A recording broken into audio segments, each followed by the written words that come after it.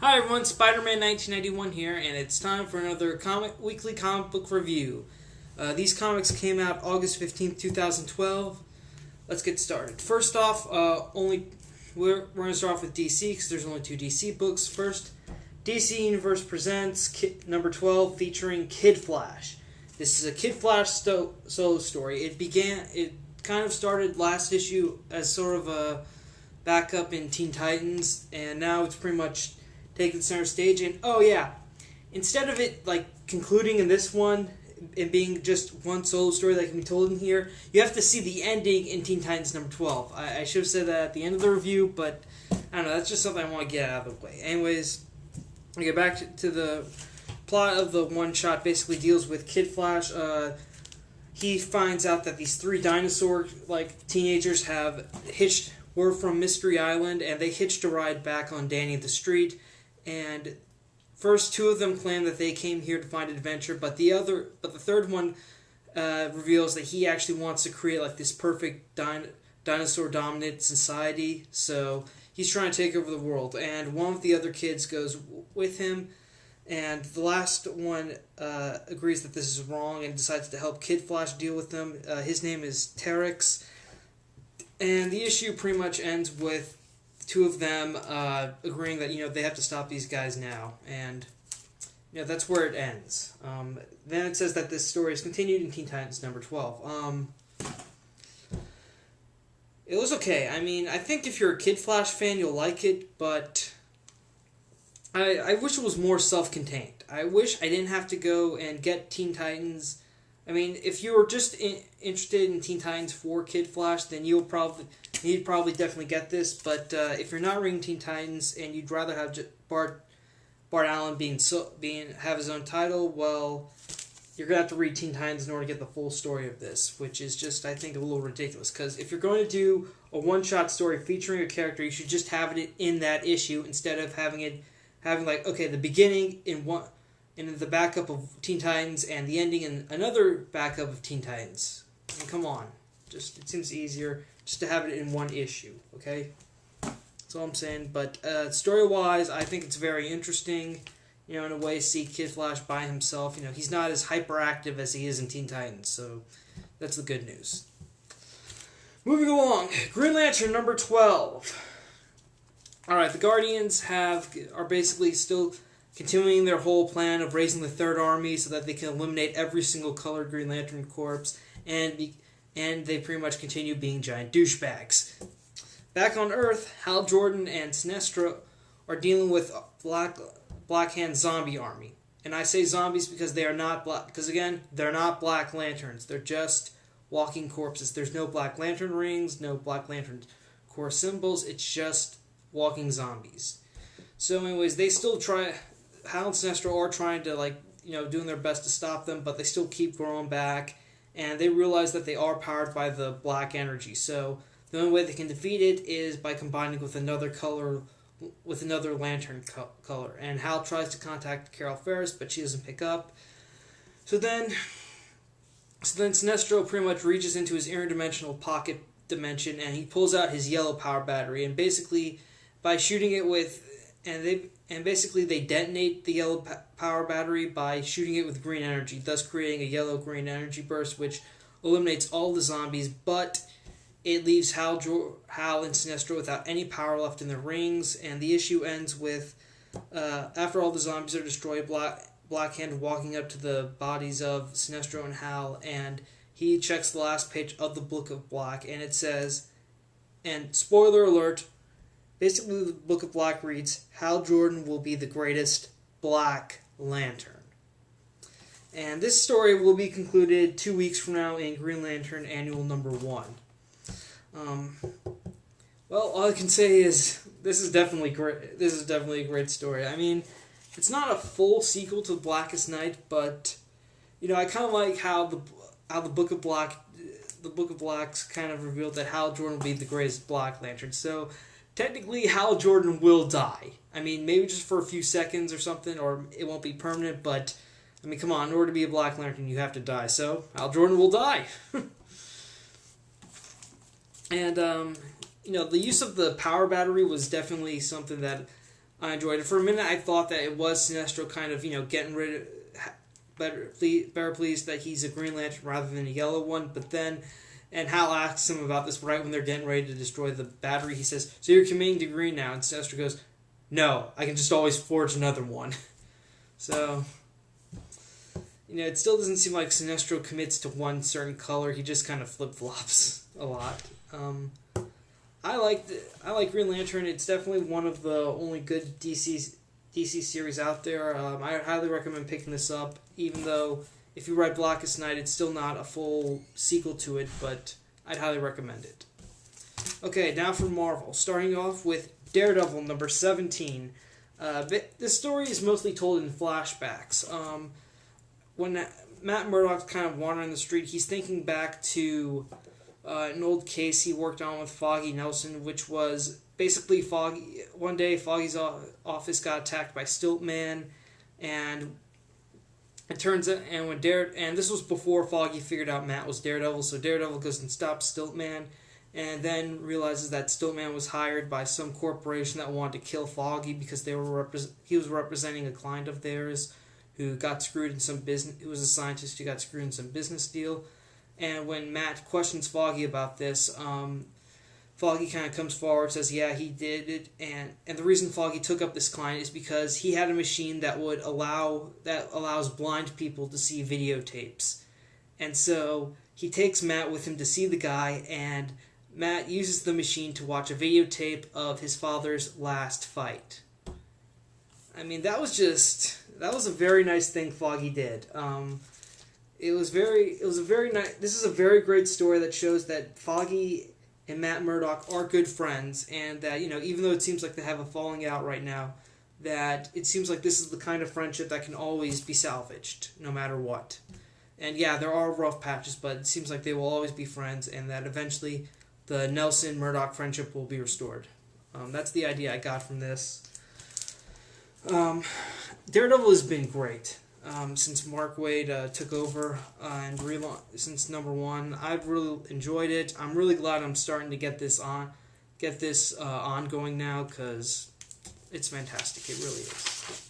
Okay, next up, another Marvel series that I've enjoyed, Avengers Academy number 35. Alright, picking up from last issue, the 5 students that were left in the wreckage, Finesse, X-23, Lightspeed, Reptile, and White Tiger, they're able to climb out of the wreckage. Then they figure out that they have to get their powers back. So their first stop is to find the magic amulets that give Reptile and White Tiger their abilities. So they go and find the amulets, but when they do, they also find the supervillain Coat of Arms, who last issue was revealed to be working with Jeremy Briggs. Meanwhile, Stryker is able to discover where Briggs keeps the antidote, and he takes it so that he can get his powers back, but unfortunately, they come back with a vengeance as Briggs somehow supercharged Stryker. Now he's given off huge amounts of electricity. And when Vale sees this, she grabs the antidote. She doesn't restore her powers, but she immediately goes and finds Hazmat and Metal, who've been depowered, but she offers them the antidote, and they both agree to take it in order to save their friends. That's a nice moment for them. And basically the issue ends with Hazmat, now fully powered, going after Jeremy Briggs to get some answers. I like this issue a lot, and I had a feeling that Metal and Hazmat were going to get their powers back, because they have been through a lot with their friend, because they've been through a lot with these Academy students, and it just seems like they're not going to leave them hanging once they turn back to normal. No, they decided to get their powers back just so that they can save their friends. I think that's very noble, and I'm very pleased about their character development, especially Hazmat, because at the start of the series, all she wanted was to be cured. But even when she had the chance, she decided, she's going to save her friends, even if that means she has to spend the rest of her life in a suit. Only 2 more parts left of Final Exam. Then in November, the last issue of Avengers Academy will come out. That's right. Come November, the final issue of Avengers Academy will be out, and after that, the series will be canceled.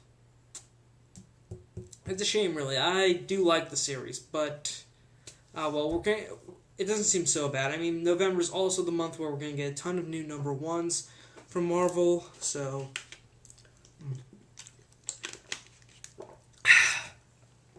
that's something to look forward to. I am a little disappointed that this is canceled. The story arc Final Exam, it's definitely shaping up to be a very great story arc. This definitely seems like a great ending. If this is the end, it seems to be going well. Thank you, writer Christos Gage. If you haven't read Avengers Academy, well, I'd recommend you start picking up the trades now, because, the series isn't going to last long now. Okay, moving right along. Sensational Spider-Man 33.2. Okay, my main beef with this story is Carly Cooper is the main character. Nothing against Carly. Okay, sorry about that. The camera batteries died again. I'm thinking about getting a new camera, so... Back to what I was talking about. Sensational Spider-Man 33.2. My main beef with the story is Carly Cooper being the main character and having Spider-Man written as just a secondary background character. It's not very good, and I don't even understand and it was just very dull. I'll be perfectly honest. It was very dull, very boring. I really wouldn't recommend this to anyone. I mean, if you had to skip any of the .1 Spider-Man issues this month, I would definitely recommend skipping the Sensational Spider-Man.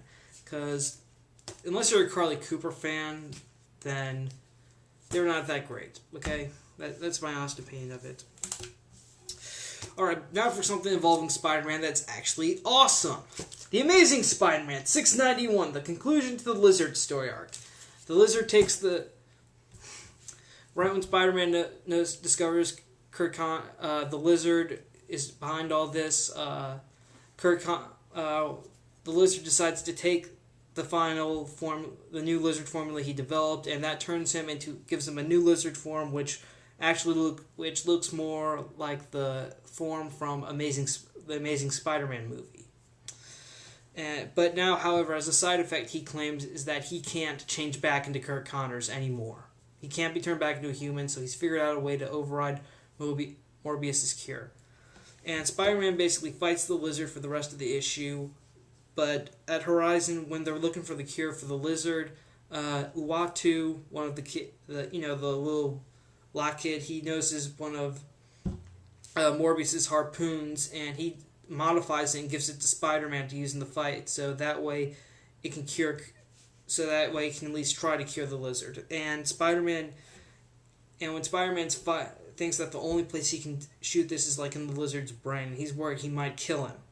And at that point, Madam Web shows up, and at that point he realizes that he risked Silver Sable's life to save millions. Why wouldn't he do the same just to risk the Lizard's life to save the dozens of New Yorkers that are around there? So Spider-Man decides, okay, I'm gonna end this right now. And also, during the fight, the Lizard is imagining like all the adults as Martha Connors and all the children like Billy Connors. Something that happened last issue when he kept looking at Uatu, he kept seeing Billy Connors. Also the Lizard, when he hallucinates, he's hallucinating that Spider-Man is Dr. Kurt Connors, which I thought was great. And when Spider-Man has the Lizard cornered, he basically shoves the harpoon right in the Lizard's head, injects him, and it knocks him out, but doesn't cure him. So Spider-Man wraps the Lizard up in his webbing. S.H.I.E.L.D. arrives, they take the Lizard to the raft, and then when Spider-Man later goes to the raft to check on the Lizard, he notices that the Lizard's just pretty much normal. And as he's walking away, the Lizard's about to say something, and it's revealed to the reader that while the body is the Lizard, the mind is still Kurt Connors. That's right, Kurt Connors is back, but he's stuck in the Lizard form for good. And he doesn't say anything to Spider-Man because his words are, after everything that's happened to Martha and Billy, he deserves this. He does not want to be free anymore. He deserves to be trapped in the prison as both the Lizard and in the raft. Oh yeah, and also, big news about the next story arc, and this is a big spoiler, so if you don't want to hear about it, please skip the next minute in this. We learn that the original Hobgoblin, Roderick Kingsley, is alive. The guy who died at the beginning of Big Time, which was Dan Slott's first story arc when he took over, the guy Phil Urch killed was actually his brother. And when Roderick hears about his brother's death, he he now decides, okay, I'm getting out of retirement. I'm going to New York to find this new hobgoblin, and I'm going to deal with him myself. So next story arc, we got to deal with the Goblin War coming up. Can't wait to see that. Amazing Spider-Man. This is definitely my favorite comic out right now. I mean, not just because it's Spider-Man, but also because of Dan Slott's amazing job writing this. Now we've got the original Hobgoblin coming back, and I think this story arc's gonna, get kickstarted around October or November. When I read the solicitations for November, it said that a lot of goblins are going to be coming back, and I really hope that not only do we get Kingsley back, but we also get Norman Osborn. I want to see Norman Osborn returns the Green Goblin if that's possible. But man, this is an amazing book. If you're not getting this, I don't know why, but you should get it. It's this is definitely my favorite comic book out there. Okay, moving right along. Avengers vs. X-Men, number 12. Cyclops arrives to get Hope, and Hope runs away, and Iron Fist, Iron Man, and even the dragon that gives off the Iron Fist energy, Shao Lo, try to stop Cyclops, but they all just get... Well, he's powered by the Phoenix, so boom, boom, boom. He just hits him, knocks him out, and Hope finds the Scarlet Witch, and just right when Cyclops is about to seem like he's going to grab her, Hope suddenly absorbs the energies of... Well, her powers... Well, I wouldn't say absorb, but mimic the powers of the Scarlet Witch, Shallow, and the Phoenix. And she's apparently able to will Cyclops to the moon. She just made him disappear and go straight to the moon. That was awesome. It wasn't much of a fight, but it was still pretty impressive how Hope was able to absorb all three powers like that and have some control. And so, right after Cyclops gets sent to the moon, he realizes that he needs more power, so he goes to find Emma Frost. And meanwhile, back in Utopia, Magneto telepathically contacts Xavier and tells him that Emma and Scott are losing control and that he needs help. Alright, Avengers vs. X-Men. Hope's finally getting in the game. She's getting more powerful. I think she's definitely ready to fight the Phoenix. And Cyclops, though, we've seen from the past two issues that the more Phoenix power that the Phoenix 5 had, they started to get more obsessed into it, and the more the dark side of the Phoenix started to take control of them. Now I think we're going to get to a fight. Now I think there's going to be a fight between Cyclops and Emma Frost over who gets the full power of the Phoenix, and they're just going to duke it out over that. So, well, I wouldn't say there's much... Well, I would say that this is a great action... This book does have a lot of great action sequences, especially with Hope versus Cyclops. That was amazing, and this has been definitely a real big game changer for the Marvel Universe. It's going to conclude... It's going to conclude next month. Cannot wait to read those next two issues. Man, this has been really amazing. Okay. That's my comic review for the week. Thank you for watching. Now for a quick rundown. Avengers vs. X-Men number 12. Hope has the power. And now Cyclops needs more, so he's going after the White Queen. Can't wait to see what happens there. Amazing Spider-Man 691. Kirk Connors has returned, but Kirk Connors' mind has come back, but so's the Hobgoblin. Sensational Spider-Man 33.2. Skip it if you don't love Carly Cooper, just skip it. Avengers Academy number 35. Final exam. Halfway through final exam. Definitely a nice story arc to say farewell to the Avengers Academy. Daredevil number 17. Great issue that definitely highlights the friendship of Foggy Nelson and Matt Murdock. Green Lantern number 12. Definitely not a full sequel to Blackest Night, but very great. Can't wait to see the ending of this in Green Lantern Annual. And Kid Flash. Really wish this story was more self-contained in this issue instead of having backups in Teen Titans for it. Okay, well, that's it. Thank you for watching. Thank you for subscribing. Spider-Man 1991 saying, have a nice day.